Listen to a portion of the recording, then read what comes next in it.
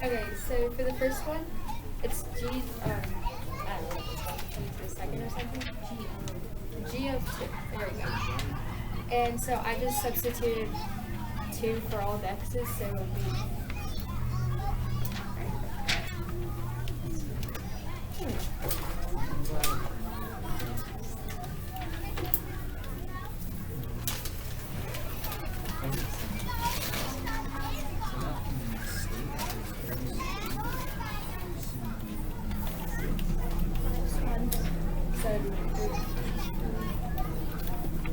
Equal to 2 to the third is 8, and 3 times 8 is 4.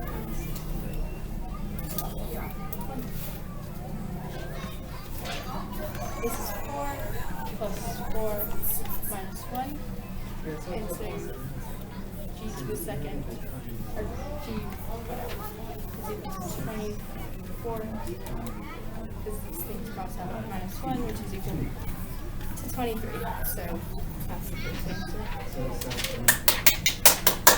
No. Thank you. Do I do the second one? Yes, please. Use a different color.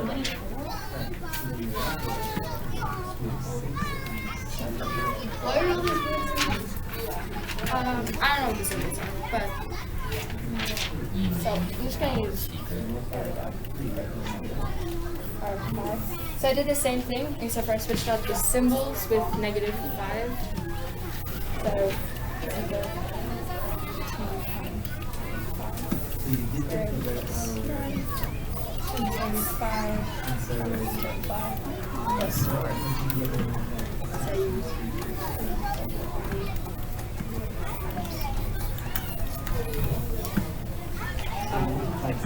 -5 plus 5, 6 times 25 is 50. That's minus 45 plus 4. So this is minus 41. And so this thing is equal to 50 minus 41, which is 108. 109. It's 109.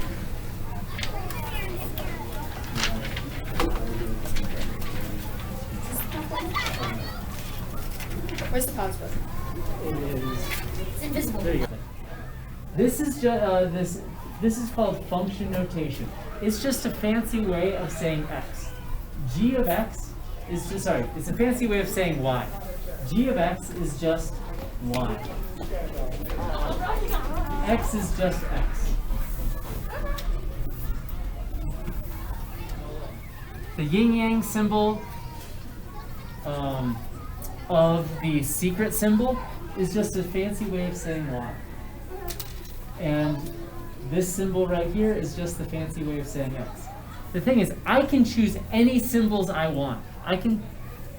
This is for you. I can even pick the poop emoji with a monkey inside the cage, right? And monkeys deserve not to be in cages. I would generally agree with you. However, a monkey not inside a cage is going to be a monkey that is not in your house anymore. Just want to let you know that. It'd be in my arms. It'd be in your arms. All right. Because everyone needs to save that discussion. Okay. So at home, do you have any questions that you want me to address before we move on to the next question? No? All right. So, do I have a volunteer who is able to tell me from home? And if no volunteers emerge, I'm going to pick somebody. Probably someone with their camera off. Just a little heads up there. You think I should pick India? No, I wasn't going to pick India. India does have her camera off. Oh, Quinn wants to get called on. Okay, Quinn, go for it. I have no idea. No idea? Okay. All right, Allie, which one of these is not a function? The second table. Okay, why is this table not a function? Because there is more than one y value for each x value. Like 0 has -10 and -2, which is not possible. And then also 1 has -4 and -8. So in other words, your x values cannot have two different y values that correspond with it. Because remember, in a function, every independent variable can only have exactly one corresponding dependent variable. In other words, 0 cannot give you an answer of -10 and -2. It just cannot be done. That's not it. Okay, y is, so what about this one? Is this a function? Why is it a function? Because when the x is 0, it's always -10, and when x is 1, it's always -2. So when x is 0, y is always -10. And when x is 1, y is always -8. Okay. Yes, sir? The other two, I don't think they would be functions because they're two different y values. I was trying to trick you on that one. You fell into the trap. That one's This- quadratic. This is quadratic. This is a parabola. Parabolas do pass the vertical line test. It is okay to repeat the y values. That is okay. If it's different x, right? As long as the x is different. No. Yeah, as long as the x is different. Yes. Well, actually, we can repeat the y values if the x is the same, too. So you're allowed to repeat your y values. You just cannot repeat your x values and have them equal to different things. This table here, I'm trying to trick you because there is no pattern whatsoever in this. Functions don't have to follow a pattern. They do not have to follow. You still have a pattern though if you. They can. They definitely can have a pattern, but they don't have to. Yes, Mason. Well, how do we know that, because it's random, how do we know that is a function? Well, we Because can't. then- Right. We cannot rule out that it is a function based on the information we have. We can, however, rule out this purple graph is not a function because it's repeating your x values for different y values. Yes? Okay. All right. Next question. Today is one of my. Oh, sorry. At home, do you guys have any questions? All right. Thank you for the people who are participating. All right. So today is one of my absolute favorite days of the year. Does anyone know why? It's draft day. It's the NFL draft day. I love the NFL draft. I actually really do. I'm pretty stoked. Does anyone have Quinn? Who do you think the Broncos should pick? Not a quarterback. So you're going with not a quarterback. Okay. Ray, who do you think they should pick? I think they should go Zach Wilson and Justin Fields. Okay, Zach Wilson's going number 2 to the Jets, so that's not a possibility. Justin Fields. But Justin Fields, Justin Fields. maybe Justin Fields. Okay. Miles, what do you think? Justin Fields. Justin Fields. Cole, what do you think? Justin Fields. Just don't want the Bears to get Justin Fields. Okay. Max is saying Trey Lance. All right. So I'll tell you my opinion in a moment after we do this math problem. All right. So on the board, you have a listing of all of the Broncos scores from 2020. From all 16 of their games. They only had 16 games because they were nowhere near making the playoffs. So, here's what I want you to do. I want you to find the measures of central tendency. What?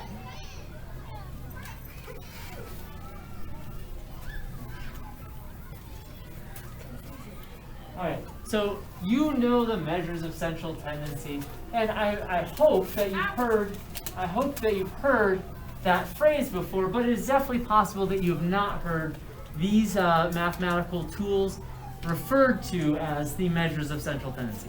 Can someone give me a measure of central tendency? Say it one more time. Median is definitely a measure of central tendency. Can someone give me another measure of central tendency? Mean. Someone give me another one. The maximum and minimum are part of a 5-number summary, but they are not part of the measures of central tendency. Because the maximum and the median are on the outsides, we're looking for inside the middle, central. Cyrus. Range is not, because that again is looking at the two extremes. We're looking for things that are in the middle, central tendency. You say range? There's one more M word.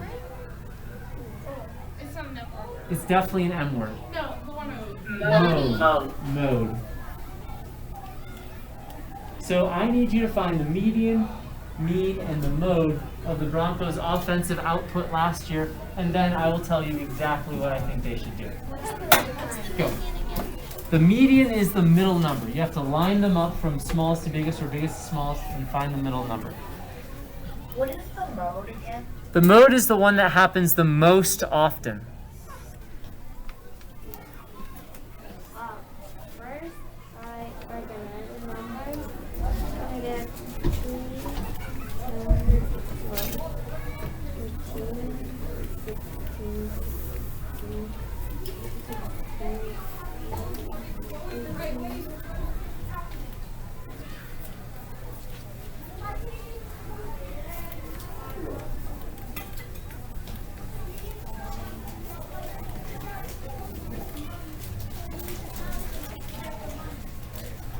And then I count 7 up, 7 down, and I get that the median is 18 and 19. And so what number is halfway in between 18 and 19? 18.5.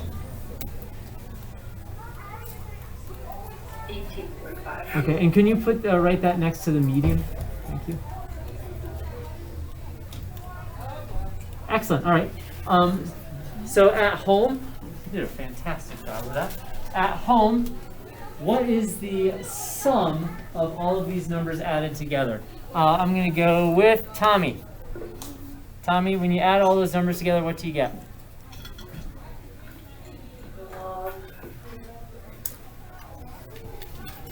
That's sound. I didn't do it, so it might take me a second. All right, yeah, the told us everything we needed to know. How about India? India, when you added all of the numbers together, all of their scores together, what did you get?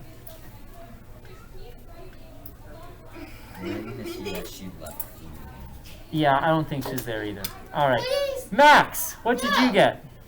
323. 323. So with the 323, what did you do to find the mean? Wait, huh? What did you divide 223 by to get the mean?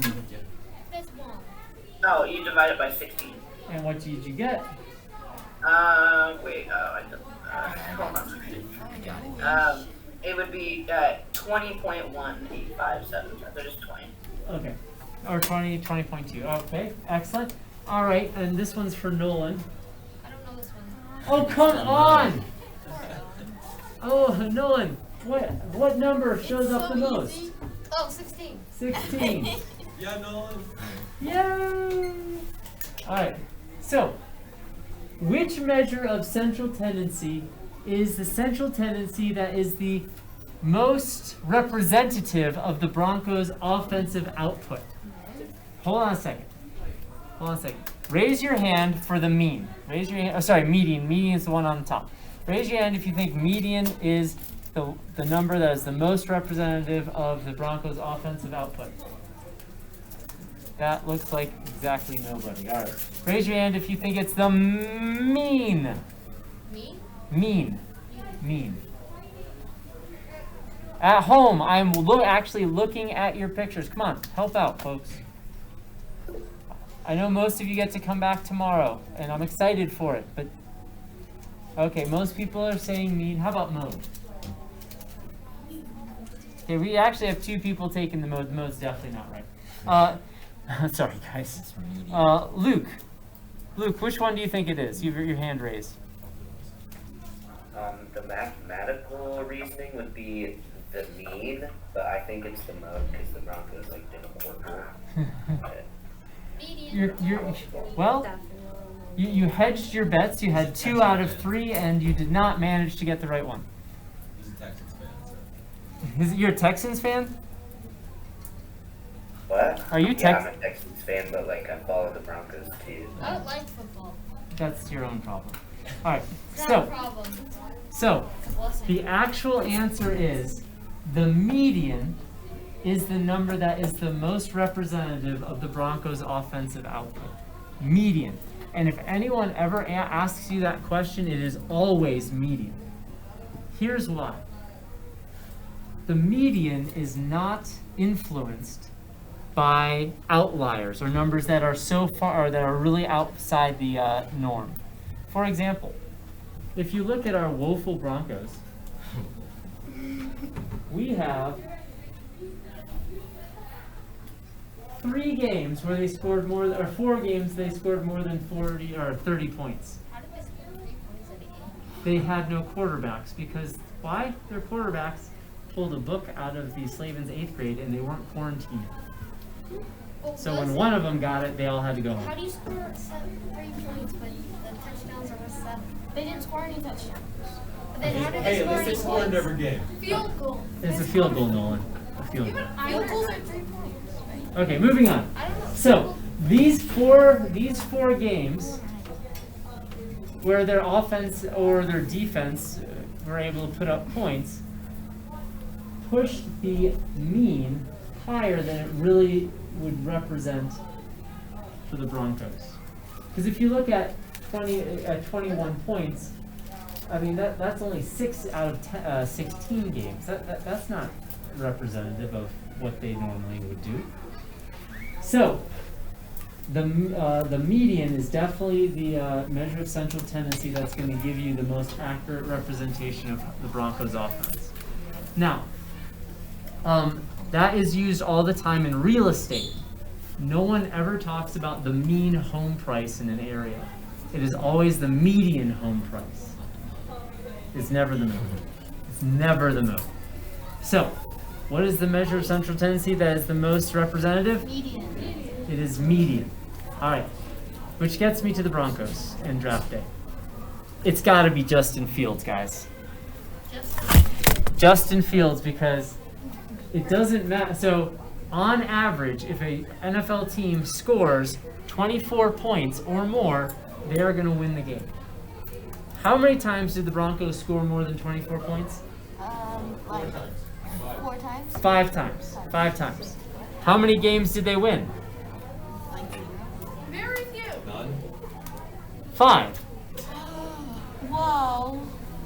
It's 24 is the magic number. It doesn't matter if we get a stud defender if you cannot score more than 18.5 points. You're still going to lose a lot more than you win. So, it's got to be Justin Fields, folks. Please, please give me Justin Fields. Yes? Well, there's a question. Okay, I'll be over there in a second. All right. Michael Jordan is a basketball player, and he is old enough to be your grandfather. All right. So, He could be a triple sport professional athlete. triple sport professional athlete. That's right. Wait, what's All right. So, the next question we are going to look at is this two-way table. We want to figure out what is your favorite middle school year. All right. So your options are 6th, 7th, and 8th. So then for the 8th grade numbers, what percent of the total said 8th grade was the most fun? Question. Since when is 63 plus 55 100? Since when? In boys and girls first and grade? So here's the thing. The boys should add up to 100 total percent. Oh, okay. Right, so in this case, and this happened for all the other classes, 7th grade has been the most popular answer. So the 7th grade numbers are going to add, the sum of the girls and the boys' 7th grade preference is going to be larger than 100%. Because both have a majority of people saying 7th grade. All right, so then, what percent of boys said 8th grade was the most fun? 100%. 44, are you sure about that? Not 36. So 4 divided 36. by 11 is 36. 36. Is that continuing forever? Yes, it does, actually. And what about 5? What? 46. 45, yeah, that's 45. And then in total, what percent of people said 41. 41%? 40%. So let's double check the rounding. 9 Wait, divided by Earth's name 22. was it girls on the right? Who voted? Yeah, 41% because we round up there. All right, so this is called a two-way table. Why is it called a two-way table? Because we are taking the data and we're breaking it into multiple different groups. We are looking not just at the overall preference of 6th, 7th, or 8th grade, but we're also looking at boys versus girls. So we can break the data into a two-way table. The trick is you have to find the percentages to make the table mean anything. So it's not enough just to take the raw data, you gotta do the red part. Does that make sense? Okay. Now, going back to this problem right here, when you found the mean, you found something called the arithmetic mean.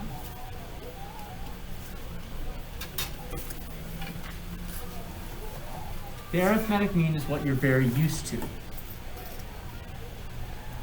Foreshadowing, we're going to talk about arithmetic mean and a different type of mean right now. So, we have two sequences. We have an arithmetic sequence and a geometric sequence. Don't worry too much about the actual names. Just follow the pattern. Give me the next three numbers in this arithmetic sequence. Give me the next three numbers in this geometric sequence. Okay. All right, do I have a volunteer? Hey! Volunteers. Cole, could you give me the next three numbers? Yeah, it's 4.1, 4.7, and 5.3. Okay, so Cole, how did you figure that one out? Well, you can just see that 1.1. You just add 0.6 to each time because the rate of change is 0.6 for each number. Oh, I love how you said that. The rate of change is 0.6 for each number. So an arithmetic sequence is really what type of relationship? Linear. And the rate of change, just like you said, is 0.6. That's it. That's not too bad. All right. For the geometric sequence, do I have a volunteer to give me the next three numbers? Actually, just give me the next one or two. That'd be fine. All right. Kayla. Got 303.75, 911.25, and 273.375.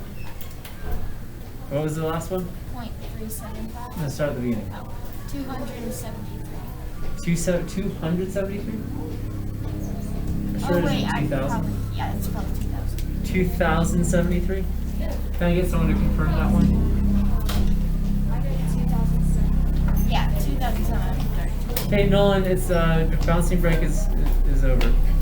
So over. It's over. 2,733.75. Okay. Feel better? Fancy. Good. All right. So, how did you figure that out? What did you do from one to the next? Every time the rate of change was multiplying by 3. It's not a rate of change. A rate of change is adding. So what did you do? I just multiplied. You multiplied by 3. Excellent. That's exactly right. What type of relationship has multiplying as its mode of growing or shrinking? Exponential. So when you see geometric, it means exponential. So what is the ratio of change? What is the ratio of change in this geometric sequence? Multiplied by 3? Multiplied by 3. It's whatever you multiply by. So that is the ratio of change. It's not complicated, but because we love geometric sequences so much, I want to show you something pretty cool. All right. So in this problem right here, if I add these two numbers and divide by 2, what will I get? 3. No, 2. 2. I'll get this middle number, right? If I find the average of these two numbers, I will get this number in the middle. That's the arithmetic mean, because You're adding as a rate of change. So if I add these two together and divide by 2, I will get this middle number. That is exactly the definition of an arithmetic mean. We can have a geometric mean. Watch this. So in the arithmetic mean, we added and then divided, right? Because we added as a rate of change. I want a different color. So what two numbers are immediately adjacent to 33.75? 11.25 and 101.25. Well, this is a geometric sequence, and geometric sequences mean we're multiplying by the same number every time, not adding. So, to find a geometric mean, instead of adding these two numbers together, what am I going to do with these two numbers? I'm going to multiply them, that's right. So let's multiply them together. So we have 11.25 times 101.25, and I get this really nice big number. Maybe. What's happening? I'm annoyed because it is white. There we go. Now we can see. All right. One's enough. All right. So then, in the arithmetic sequence, after we added these two together, we divided by 2, right? But in the geometric sequence, we're not adding and dividing by 2. We multiplied the 2, and so we are going to take the square root. We're going to take the square root. Let's see what happens if I take the square root of 1,139.0675. What do I get? Square root of that equals I get my middle number. This is called a geometric mean. Do you need to know geometric means this year? No. This is crazy. No. But you do have to recognize a geometric sequence because a geometric sequence is exponential. And guess what we studied? Exponential relationships. All right. So, I have officially